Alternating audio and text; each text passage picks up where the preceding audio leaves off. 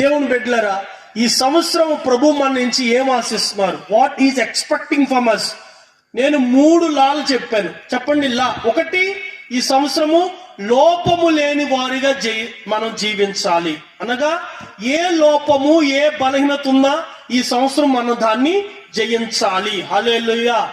రెండోదిగా, ఈ సంవత్సరం మనం లోతైన భక్తిలోకి మనం వెళ్ళాలి. Praise the lord. లోతైన భక్తి, లోతైన ప్రార్థన. 3, ఈ సంవత్సరము లోకములో ఉన్న వారిని దేవుళ్ళలోకి మనం నడిపించాలి. 1, లోపము లేని ఈరు ఉండాలి.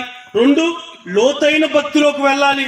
3, లోకములో ఉన్న వారిని ప్రభువులోకి నడిపించాలి. హల్లెలూయా. అయితే మొదటి విషయాన్ని మనం నేర్చుకున్నాం. ఒక వ్యక్తిలో ఒక లోపము, ఒక బలహీనత ఉంటే ఏమవుతుంది? 3 సార్లు జరిగినాయి. 1, లోపం ఏం చేస్తుందంటే ఆ బలహీనత నీ సాక్ష్యాన్ని నువ్వు